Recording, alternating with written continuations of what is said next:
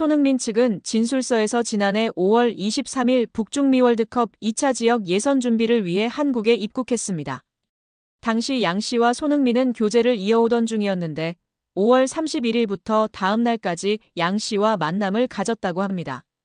6월 2일 원정 경기가 열리는 싱가포르로 떠나기 전날까지 양 씨와 만난 걸 인정한 것인데요.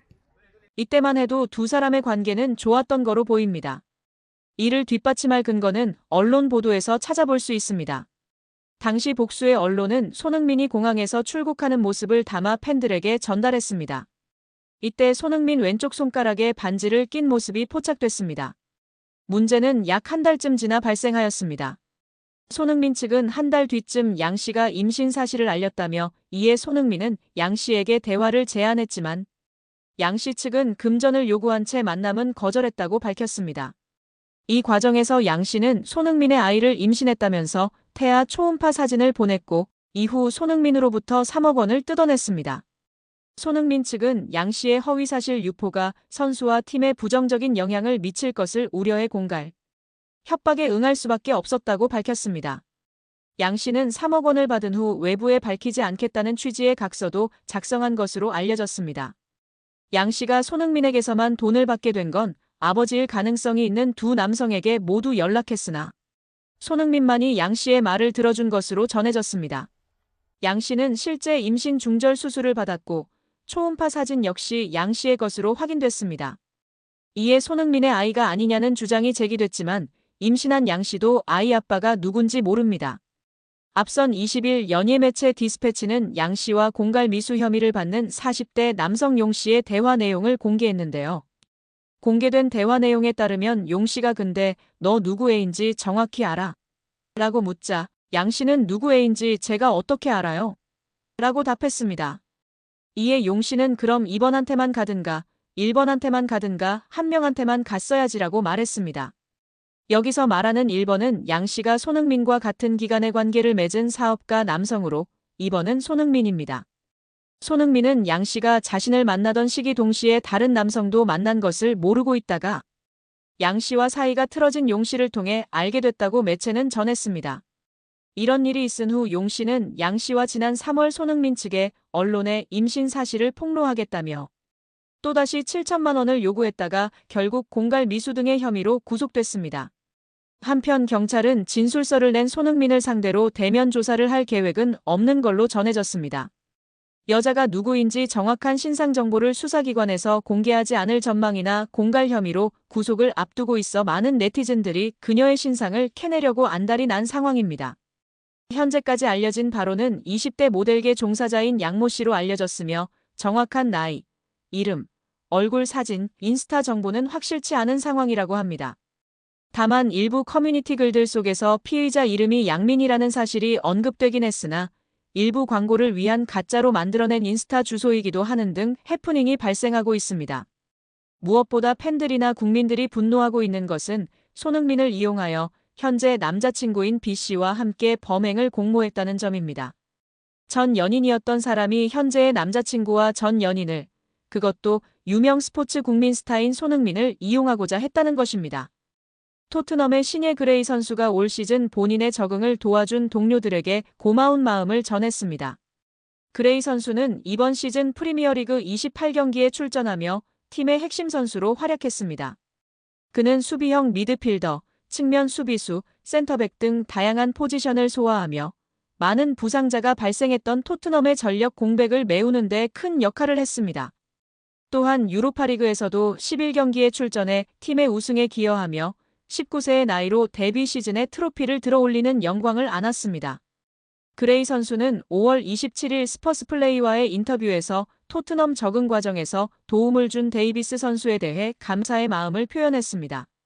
그는 데이비스는 우승의 기쁨을 누릴 자격이 충분한 선수입니다. 데이비스뿐만 아니라 그의 가족들도 정말 훌륭하신 분들이었습니다. 데이비스와 그 가족 모두가 저를 잘 돌봐주셨습니다. 올 시즌 정말 많은 도움을 받았습니다. 라고 말했습니다. 이어 데이비스가 없었다면 경기장 안팎에서 많이 힘들었을 겁니다. 데이비스에 대해 아무리 이야기해도 부족할 정도입니다. 한 시즌 내내 제 곁을 지켜주셨고 데이비스가 없었다면 제가 해낸 많은 것들을 해내지 못했을 것입니다. 라고 진심을 전했습니다. 또한 그는 데이비스는 정말 훌륭한 선수이며 클럽을 위해 해낸 일들은 정말 놀랍습니다. 앞으로도 계속해서 그런 활약을 이어가실 겁니다.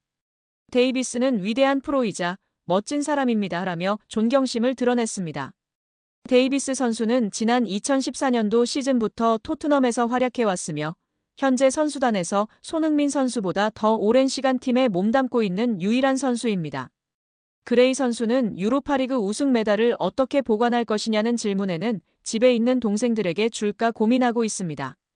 동생들이 이 메달을 자랑스러워하고 이를 계기로 더 열심히 노력할 수 있는 동기부여가 되었으면 좋겠습니다라고 밝혔습니다. 이어 챔피언스리그 출전은 정말 믿기지 않습니다. 모든 사람들과 마찬가지로 챔피언스리그에서 뛰는 것은 어린 시절부터의 꿈이었습니다. 다음 시즌 꼭 출전할 수 있기를 바랍니다. 정말 기대됩니다. 라고 포부를 전했습니다. 손흥민 선수에 대한 감사도 잊지 않았습니다. 그레이 선수는 지난 3월 ESPN과의 인터뷰에서 객관적으로 봤을 때 손이나 메디슨 같은 스타 선수들이 챔피언십에서 온 18세 선수에게 먼저 말을 걸어줄 것이라고 기대하긴 어렵습니다. 하지만 소니는 제가 팀에 잘 적응할 수 있도록 정말 많이 도와주셨고 모두가 놀랄 만큼 저에게 잘해주셨습니다. 라고 고마움을 표했습니다. 이어 손흥민 선수는 확실히 월드클래스입니다. 그리고 사람으로서도 제가 만난 분들 중 가장 좋은 분 중 한 분입니다. 제가 토트넘으로 이적한 이후 손흥민 선수는 매일 아침 저와 함께 식사를 해주셨습니다. 라고 말했습니다. 그레이 선수는 또 경기장 안팎에서 손흥민 선수는 항상 저를 도와주셨습니다. 지난 시즌 리즈 유나이티드에서 임대로 뛰었던 로돈 선수는 손흥민 선수와 정말 친한 친구인데 제가 리즈에서 뛸 때 가까운 사이였습니다. 토트넘으로 이적한 뒤 로돈 선수가 손흥민 선수에게 저를 잘 부탁드린다고 전했고 손흥민 선수는 제가 환영받는다는 느낌을 갖게 해주셨습니다.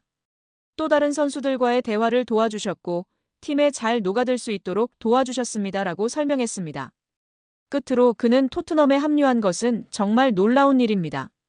15살이 되기 전부터 저는 TV를 통해 토트넘 선수들을 보며 자라왔습니다. 데이비스와 손흥민 선수는 제가 존경하던 선수들이었습니다. 그런 분들과 함께 뛰고 있다고 생각하면 지금도 정신이 아득합니다라고 말하며 감격스러운 마음을 표현했습니다. 여기에 뉴캐슬이 김민재와 이강인을 동시에 주목하고 있다고 알려지며 화제입니다. 김민재는 여름 이적 시장이 다가오는 가운데 이적설에 휩싸였습니다. 아킬레스건 부상을 당했음에도 온전히 회복을 하지 못하며 계속해서 경기를 뛰면서 점차 경기력이 떨어졌고 자연스레 이적 가능성이 전해졌습니다. 독일 FCB 차이퉁은 첼시뿐 아니라 뉴캐슬과 유벤투스도 김민재를 주시하고 있다고 설명했습니다. 특히 글로벌 매체 포포투는 24일 뉴캐슬은 김민재의 에이전트와 구체적인 대화를 나눴다. 뮌헨은 적절한 금액이 제시되면 김민재와 이별할 것이다 라고 전했습니다. 매체에 따르면 뮌헨은 김민재의 몸값으로 5,500만 유로 약 890억 원에서 6천만 유로 약 970억 원을 요구하고 있습니다. 뉴캐슬의 김민재 영입설이 더욱 흥미로운 이유는 이강인에게도 관심을 보이기 때문인데요. 이강인도 김민재와 마찬가지로 이적 가능성이 계속해서 전해지고 있습니다. 이강인은 실제로 지난 겨울부터 여러 클럽에 관심을 받았고 뉴캐슬의 이름도 포함이 됐었습니다. 당시에는 PSG가 이강인을 매각하지 않기로 결정하면서 모든 제안을 거절, 이강인은 프랑스 리그에 남게 됐습니다.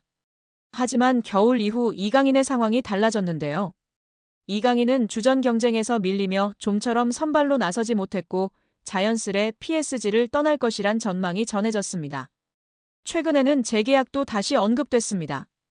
프랑스 푸실은 PSG의 루이스 캄포스 단장은 이강인과의 재계약을 우선순위로 고려하고 있다고 했습니다. 그러나 영국 기브미 스포츠는 PSG는 이강인의 이적료로 4천만 파운드 약 750억 원을 원하고 있으며 현재 뉴캐슬과 크리스탈 팰리스, 맨체스터 유나이티드가 지속적으로 이강인을 추적하고 있다고 설명했습니다. 여러 보도를 종합했을 때 뉴캐슬은 분명 이강인과 김민재에 관심이 있으며 상황에 따라서는 여름 이적 시장에 둘을 동시에 영입하는 그림이 그려질 가능성도 충분한 상황입니다.